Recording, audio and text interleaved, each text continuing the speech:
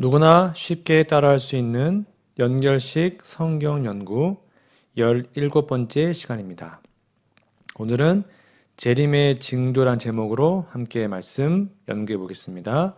여러분 성경책 직접 찾으시고 거기다 적으시면서 공부하시면 도움이 될 것입니다.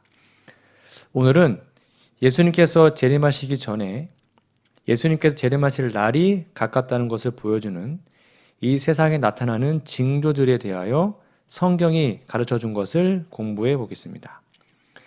예수께서는 재림하신다는 것을 분명히 약속하셨고, 재림이 언제 있을지 그 날과 그 시간은 말씀하시지 않았으나 그 날이 가까운 것을 보여주는 징조들이 그것을 알기를 원하여 성경을 연구하는 자들에게 보여줄 것이라고 말씀하셨습니다. 그럼 그 징조가 무엇인지 오늘 좀 살펴볼까요? 먼저 마태복음 24장 3절을 보겠습니다. 예수께서 감람산 위에 앉으셨을 때에 제자들이 종용이 와서 가로되 우리에게 이르소서 어느 때에 이런 일이 있겠사오며 또 주의 임하심과 세상 끝에는 무슨 징조가 있사오리이까? 예루살렘 성전은 굉장히 아름답게 지어졌습니다. 그것은 유대인들의 자랑이었습니다. 그래서 성전에서 나오면서 제자들이 그 아름다운 성전 건물에 대하여 한마디 칭찬도 없으신 예수님께 그 건물을 자랑했죠. 그러자 예수님은 깜짝 놀랄 말씀을 했습니다.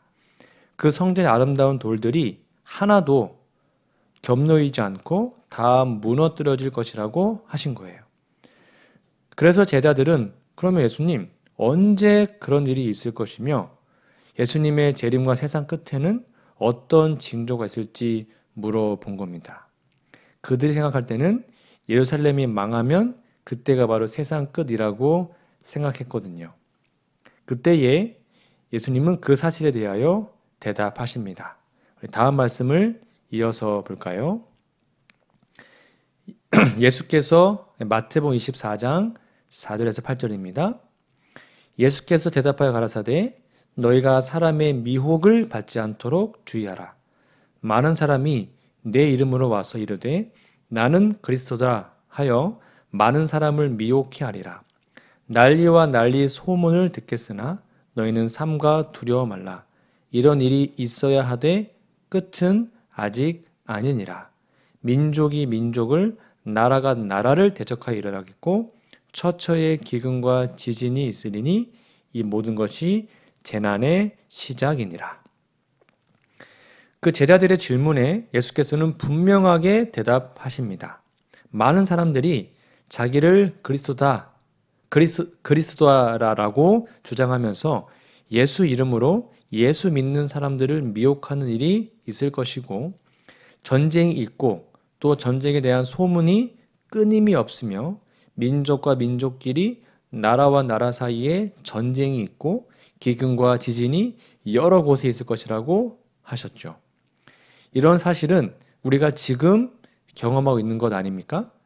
사실 이 재림하실 징조에 대한 말씀을 다 찾으려면 엄청나게 많아요. 간단히 몇 가지만 찾아보는 겁니다. 주로 예수님이 제자들에게 대답하신 말씀을 중심으로 찾아보려고 합니다. 다음 말씀 역시 마태복음 24장이 있습니다. 24장 15절부터 볼까요? 그러므로 너희가 선지자 다니엘이 말한 바 멸망에 가증한 것이 거룩한 곳에 선 것을 보거든 읽는 자는 깨달을진저 그때에 유대에 있는 자들은 산으로 도망할지어다. 지붕에 있는 자는 집 안에 있는 물건을 가질러 내려가지 말며 밭에 있는 자는 겉옷을 가질러 뒤로 돌이키지 말지어다.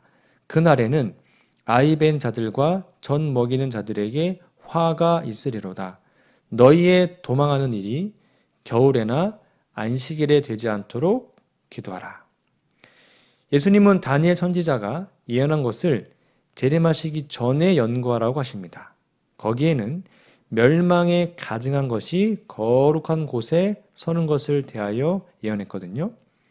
이것은 예루살렘이 망하기 전에 있을 일이며 또 재림하시기 전에도 모양은 다르지만 뜻은 같은 그런 일이 일어날 것인데 그렇게 되면 환란이 닥치게 된다고 하셨어요. 과연 예루살렘이 멸망하기 전에 이런 일이 있었습니다. 그것은 이미 이루어진 역사적 사실인데 그 설명을 제가 조금 뒤로 다음으로 미루겠습니다. 그런데 여러분 재림 전에는 멸망에 가증한 것이 거룩한 곳에 서는 일이 다시 있을 겁니다. 아직은 미래의 일인데요. 그 실상에 대하여 또한 다음에 기회가 있으면 제가 자세히 설명해 드리도록 하겠습니다. 자, 다음 말씀을 이어서 볼까요? 마태복음 24장 21절 22절 말씀입니다. 이는 그때에 큰 환란이 있겠음이라. 창세로부터 지금까지 이런 환란이 없었고 후에도 없으리라. 그 날들을 감하지 아니할 것이면 모든 육체가 구원을 얻지 못할 것이나 그러나 택하신 자들을 위하여 그 날들을 감하시리라. 가증한 것이 거룩한 곳에 서게 될 때쯤이면 큰 환란이 닥칠 것인데 하나님이 그 환란의 크기나 기간을 줄여주신다고 약속하십니다. 왜냐하면 그렇게 하지 않으면 구원을 얻을 육체가 없도록 다 죽을 것이기 때문이에요. 하나님은 구원받을 성도들을 위해서 그 환란의 날들을 감해 주실 것입니다. 사실 역사적으로는 이 환란 기간이 지나갔으며 앞으로도 재림이 아주 가까이 이르렀을 때 또 한 번 큰 환란이 있을 것이지만 하나님의 백성들이 두려워할 필요는 없습니다. 왜요? 하나님의 보호 조치가 있을 것이기 때문이죠. 하나님의 백성을 사랑하는 하나님의 특별한 보호가 있을 것입니다.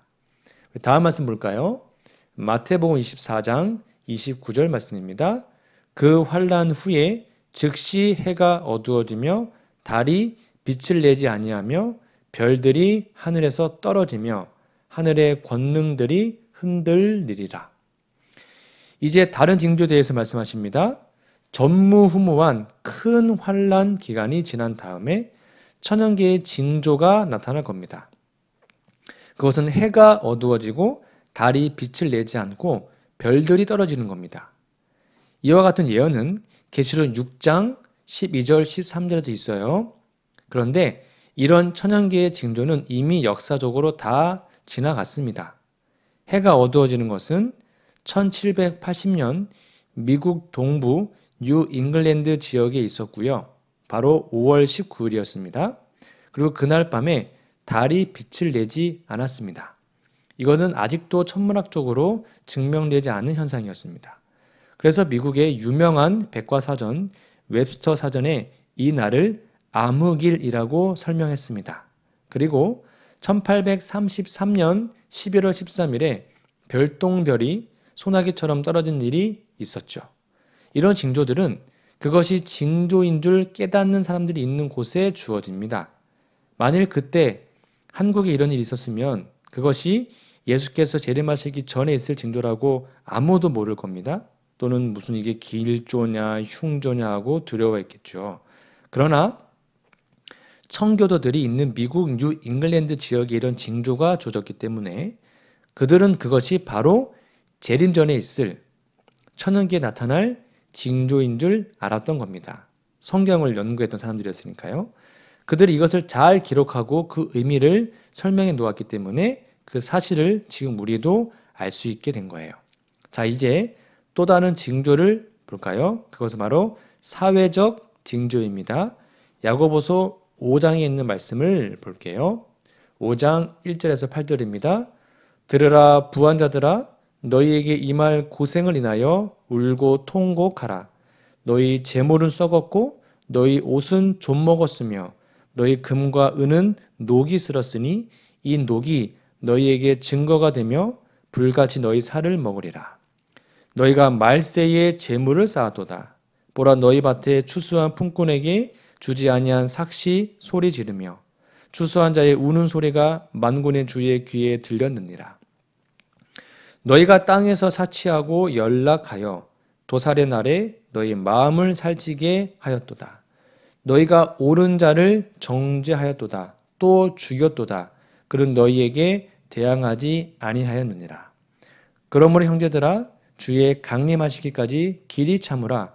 보라 농부가 땅에서 나는 귀한 열매를 바라고 길이 참아 이른 비와 늦은 비를 기다리나니 너희도 길이 참고 마음을 굳게 하라. 주의 강림이 가까우니라. 이 말씀은 말세에 재물을 쌓는 사람들에 대한 경고의 말씀입니다. 그래서 품꾼과 일 시킨 사람들 사이의 투쟁의 양상을 표현한 예언이죠.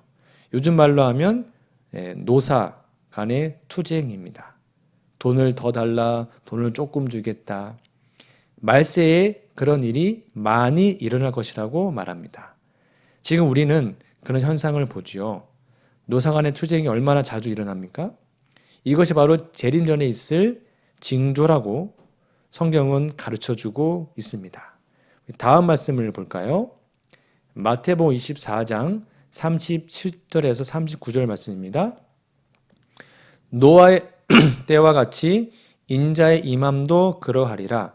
홍수 전에 노아가 방주에 들어가던 날까지 사람들이 먹고 마시고 장가들고 시집가고 있으면서 홍수가 나서 저희를 다 멸하기까지 깨닫지 못하였으니 인자의 임함도 이와 같으리라. 노아 때의 세상이 어떠했는지 창세기 6장 11절에서 13절 읽어보면 분명한데요. 그 특징은 강포입니다. 즉 폭력이 충만했다는 거예요. 아무나 죽이고 동물도 죽이고 그랬습니다. 예수께서 재림하시기 전 세상은 이런 폭력이 난무할 것이라고 말씀합니다. 여러분 지금이 바로 그런 시대 아닙니까? 또한 누가복음 17장 28절에는 재림의 때가 롯의 때와 같다고 말씀하고 있습니다. 이 롯의 때의 특징을 알려면 창세기 19장을 읽어보면 됩니다. 그것은 바로 동성연애였습니다. 지금 세상이 바로 그런 세상이죠. 세상은 이렇게 폭력과 동성연애로 부도덕이 심한데도 사람들은 도덕이나 신앙을 생각하지 않고 그냥 먹고 마시고 시집가고 장가가고 그냥 집 짓고 장사하는데 골몰할 것이라고 예언하고 있어요. 지금이 바로 그런 시대입니다. 예수님께서 오실 때가 아주 가까운 것을 피부로 느낄만 하죠. 다음 말씀을 이어서 볼까요? 데살로니가 후서 2장 3절 4절 말씀입니다. 누가 아무렇게나 하여도 너희가 미혹하지 말라. 먼저 배도하는 일이 있고 저 불법의 사람 곧 멸망의 아들이 나타나기 전에는 이르지 아니하리니 저는 대적하는 자라. 범사에 일컫는 하나님이나 숭배함을 받는 자 위에 뛰어나 자존하여 하나님 성전에 앉아 자기를 보여 하나님이라 하느니라. 이 말씀은 종교계, 특히 기독교에 나타날 징조를 가리키는 말씀입니다. 교회가 성경 말씀대로 가르치는 교리에서 떠나 하나님의 법을 지키지 않는 불법을 행할 것이며 그렇게 함으로 하나님을 대적하는 것이 줄 알고 그것도 모르면서 하나님을 대적하게 됩니다. 그리고 적그리스도가 나타나서 자기를 하나님처럼 우러러보라고 주장할 것입니다. 그는 하나님의 성전 곧 교회에 앉아서 자기를 하나님이라고 주장할 거예요. 이런 일이 이미 일어난 것인데 그 자세한 내용을 알려면 제가 좀 나중에 다니엘서와 요한계시록을 좀 자세히 연구하면 될 텐데 기회가 되면 또 제가 강의하도록 하겠습니다. 자, 여기에서는 간단하게 그 사실만 좀 말씀할게요. 계시록 이어서 9절 10절 데살로니가 후서 2장 9절 10절을 볼게요. 악한 자의 임함은 사단의 역사를 따라 모든 능력과 표적과 거짓 기적과 불의의 모든 속임으로 멸망한 자들에게 임하리니 이는 저희가 진리의 사랑을 받지 아니하여 구원함을 얻지 못함이니라. 이 악한 자, 곧 배도하여 하나님의 법을 무시한 자들이 행하는 것 중에 큰 이적이 있습니다. 그렇게 이적을 행함으로 자기들이 참 하나님의 일꾼인 것처럼 보이기 쉽겠죠. 그러나 그것들이 사단의 능력을 따라 일어나는 것이기 때문에 조심해야 된다고 경고하고 있어요. 오직 진리의 사랑을 받는 자들만이 그것이 하나님께로부터 온 것인지 사단에게 온 것인지 분별하게 됩니다. 그것을 분별하지 못하면 하나님을 섬기는 것인 줄 생각했는데 결과적으로 사단에게 빠져 있는 거예요. 이거 참 두려운 것입니다. 여러분이 분별할 줄 알아야 되는데 다음 말씀을 읽어볼까요? 데살로니가 전서 5장 1절에서 5절 말씀입니다. 형제들아 때와 시기에 관하여는 너희에게 쓸 것이 없음은 주의 날이 밤에 도적같이 이룰 줄을 너희 자신이 자세히 알미라. 저희가 평안하다 안전하다 할 그때에 잉태된 여자에게 해산 고통이 이름과 같이 멸망이 홀연히 저희에게 이르리니 결단코 피하지 못하리라. 형제들아 너희는 어둠에 있지 아니하매 그날이 도적같이 너희에게 임하지 못하리니 너희는 다 빛의 아들이요 낮의 아들이라. 우리가 밤이나 어두움에 속하지 아니하리니. 이런 여러 징조들이 이루어지고 교회 안에는 예수님의 이름으로 속임수의 이적이 유행할 때 갑자기 주님의 재림이 이 땅에 임할 것입니다. 오직 진리의 사랑으로 깨우침을 받고 깨어서 예비하고 있는 자들에게는 그날이 갑자기 닥쳐도 두려울 것이 없이 주님의 재림을 맞이할 수 있다는 약속의 말씀이죠. 그리고 역사의 가장 끝 무렵에 있는 환란이 오기 전에 평안하다, 안전하다 라는 시기가 있을 것인데 그때 하나님의 진리의 사랑을 받는 깨어있는 자들은 열심히 이 구원의 소식을 전해야 합니다. 왜냐하면 전도하는 것은 예수님의 재림 징조의 가장 중요한 마지막 징조와 관계되어 있기 때문입니다. 우리가 정말로 깨어 있다면 예수님의 재림이 도적같이 임하지 않습니다. 우리는 빛의 아들이고 낮의 아들이기 때문입니다. 다음 말씀 볼까요? 마태복음 24장 12절에서 14절에 있는 말씀입니다.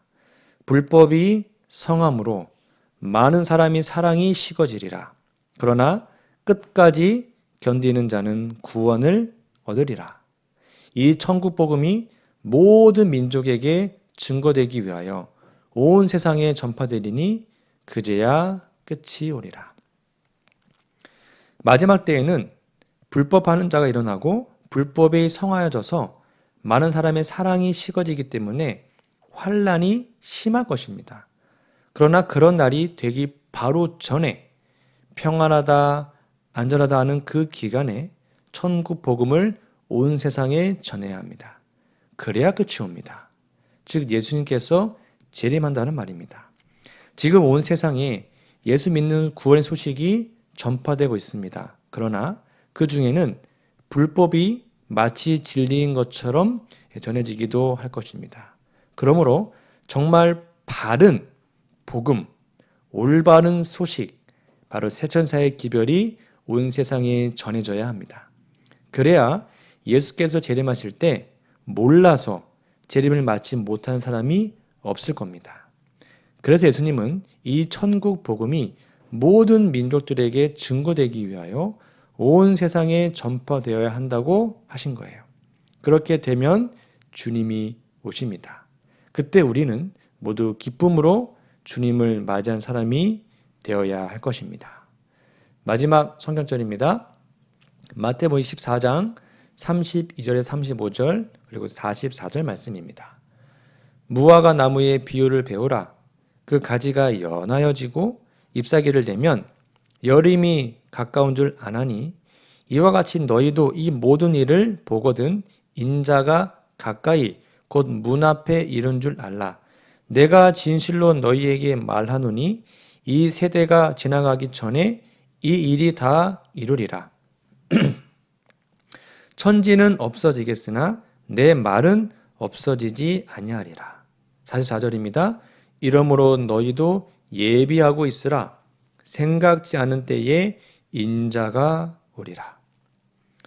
유대 땅에는 무화과 나무 가지에 물이 오르고 잎이 피기 시작하면 여름이 왔다는 것을 누구나 다 알게 된다고 합니다. 그처럼 예수님께서 말씀하신 이러한 징조들이 이루어지는 것을 보면 예수님의 재림이 문 앞에 이르렀다고 우리는 알 수 있는 거예요.